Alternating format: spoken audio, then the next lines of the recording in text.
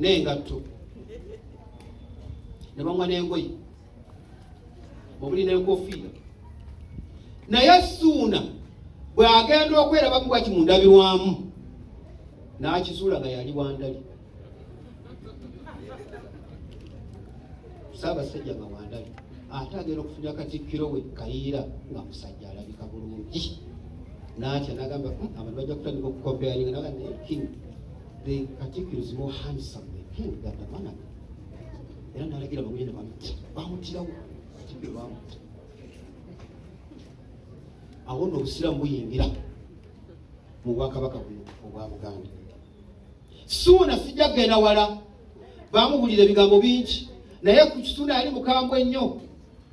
Kaakati mu bigambo baamubuulira ebingi omwali omusajja omusinga okuwulira Ahmed bin Ibrahim n'ayimirira matengerera mu maaso ge n'amugamba sibolekera okutta abaana. Gwekimanyi nti waliwo Katonda. Kyamuwumusana kati kubanga Abaganda ab'edda, abantu abo ab'edda baali bakakasiza ddala nti Kabaka is not a human being. Semi-God. Oweekitiibwa Professor, His Excellency, knows that because he's coming from the royal family. He's from the royal family. I'm sorry to say this. Kyobala bakuuta akalevu ku ttaka mweyala. Kabalaba nti muntu wanjawulo. Kaakati Ssuuna nga mukambwe ennyo, his word is absolute. Kaakati omusajja omuwarabu bw'asukka nabwo ati nkolyo Katonda ye Allah yatonda eggulu n'ensi abantu baawuniikira. Ssuuna ne yeewuunya okuwulira ekigambo ekyo nakati yongera okunnyonnyola mbuulira ebigenda mu maaso. Kaakati Ssuuna ekigambo tekibanga ekimuyingira naye ekyennaku sijja kugenda biwanvu teyasiramuka. Bakuyita kukisa mukono, bakuyita kutya Haji Musana nakisa omukono. Kaakati awo wawanvu nnyo, kati kwe kuddira mutabani we yali Walugendo Mukaabya na Namulondo ya Buganda.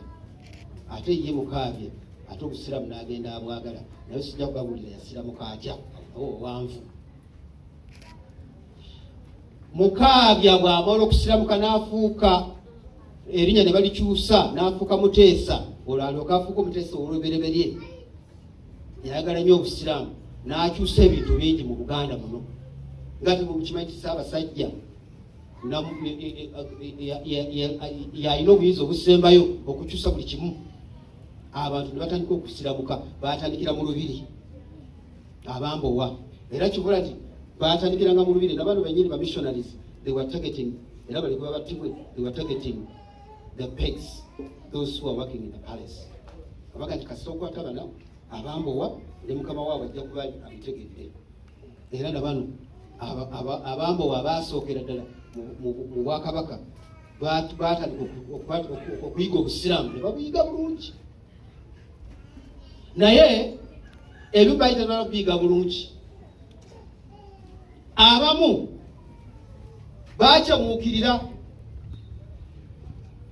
Kaakati bamala kukyamuukirira mu kalica y'awano nga bwe mugimanyi, Ssaabasajja nga bagamba he's supposed to be with the his body is not supposed to be having any defect on his body. He's supposed to be very, I don't know, smooth body.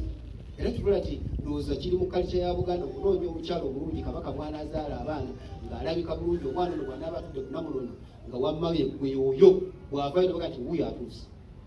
Kaakati bano Abambowa bwammwe abasiramuse ne batandika Haji Musana bw'adda kyagamba, ne batandika okwetayirira nga bamaze okutegeera obusiraamu bakyamuukirira.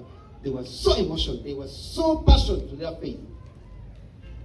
Ne batandika okweyabala beetayiriza muli, abala beetayiriza mayinja n'ebifaanana bwe bityo, ne obulumi obuli awo Mungu yabumanyi.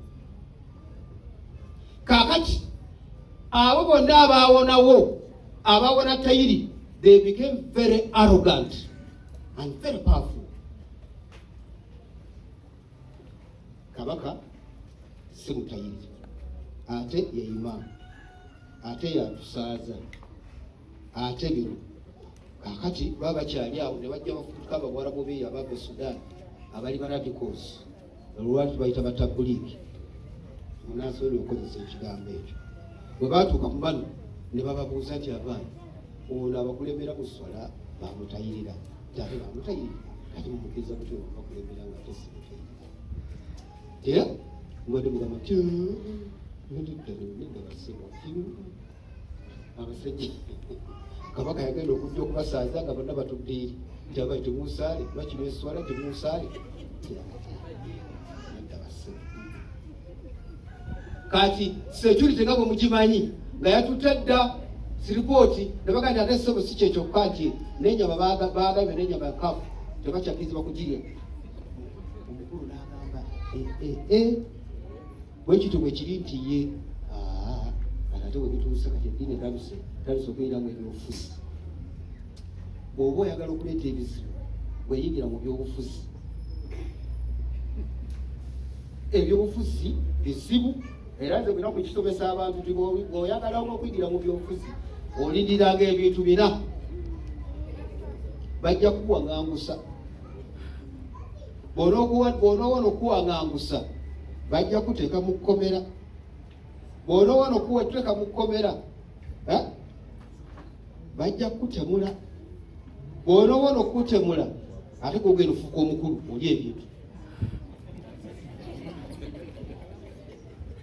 Kati musiiga akafaananyi abagenda mu kinaana mu nsiko, singa bali abaaliwo babakwatako. Kati nawe tozanyira ku bano togeza. Kaakati bano abasiraamu baffe, abasiraamu bwe batandika okubeera mu mbeera eyo, omukulu n'atandika okubategeera n'agamba abantu bano, era naye omutima ne gutandika okwennyika. Eyali amaze okutandika okumatira obusiraamu n'atandika okwennyika n'aga nti ate waliwo ensonga. Kaakati naawo n'alyoka abatubye badde ebijjukirabi ujjiga baliki bagenda okutuuka maaso g'omutanda nga banywedde ekintu bakyagalira ddala. Tebakyali bali abambo aba bulijjo abaaliwo nga obusiraamu tebunaba kutuuka. They speak with authority, they speak with passion, they have total faith in their Islam. Obusiraamu tayiri tugenda batufenyera anti oyagala kusaaza yenga kutayiri muzeeyi. Kaakati tumaze okutayirira, kaakati gweoyagala otusaaza amakulu ki? Amakulu ze kyesoma mu bigambo by'abasajja abo betuze okujjukira olwaleero. Baali baagala obusiraamu gwatukulembera genda obusome. Muli nange oba oyagala kwa deputy mufuti genda osome. Tutuuke n'ogenda n'ogula ekkanzu n'enkofiira kanogala n'okuva n'olwayo katize mukulu w'ettwale ly'ekira nedda ssebo genda obusome. Amakulu baali balinga abagamba mukama waffe oli atudde ku Namulondo ti ssebo obusiraamu ekitugamba kitutambula nabwo. Kakati omukulu n'ayagalaniza okubateeka mu mbeera eneebakanga sooka bateekamu bakangibwe oba bakite bakite. Abasajja balemerako era okukkakkana kyekyo kituzeeko olwaleero okubajjukira. Ogwo nno gwali mwaka gwa 1875. Ate naabo awo bangi nnyo abattibwa. Haji Musa no yawandiika ekitabo ne Profesa musobola okukifuna n'ekyange gyekiri kijja balaga bameka abattibwa. Obutuufu tukyanoonyereza bunoonyereza baali bameka. Ate si be bokka, waliwo n'abalala battibwa oluvannyuma. Abasiraamu abagundiivu mu Buganda muno abo nno battibwa ku mulembe gwa Ssekabaka Kiweewa. Mujjukire Mutesa bw'avaako, Mutesa bw'azaama ne baleeta Mwanga, amadiini ne geegatta ne galwanyisa Mwanga. Bwe bamala ne bakkaanya okuteekawo mutabani wa Mutesa omulala gwe bayita Kiweewa, ate nga munono za Buganda Kiweewa tali alina Mulondo. Omwana omukulu mu Buganda tali alina Mulondo.